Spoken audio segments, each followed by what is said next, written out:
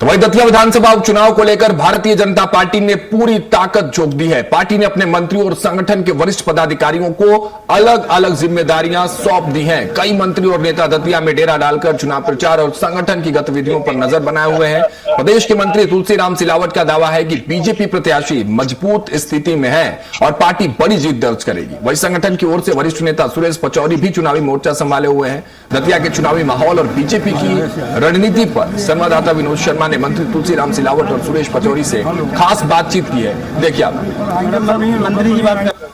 दतिया चुनाव चरम पर है और इस समय हमारे साथ मौजूद हैं तुलसीराम सिलावट जी, मंत्री जी। किस तरह से यहाँ हो रहा है, क्या स्थिति वर्तमान में? आप जानते हैं ये चुनाव भारतीय जनता पार्टी लड़ रही है और भारतीय जनता पार्टी का जो 2.5 वर्षों में विकास और प्रगति रुकी थी उसको आगे बढ़ाने का प्रयास, चुनाव ये जीतेंगे और दतिया का एक एक विकास करेंगे, एक एक प्रगति होगी। तो कार्यकर्ता थे अभी तक जिस तरह से, क्या डैमेज कंट्रोल हो पाया? क्योंकि कई कोई डैमेज नहीं, पूरा कंट्रोल है। क्या कंट्रोल है?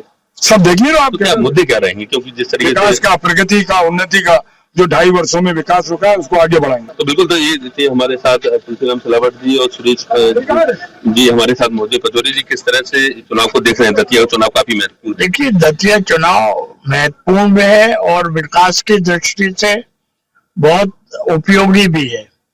यहाँ का मतदाता चाहता है कि दतिया का विकास हो और दतिया का विकास तभी संभव है जब डबल इंजन की सरकार वाली पार्टी को समर्थन दिया जाए।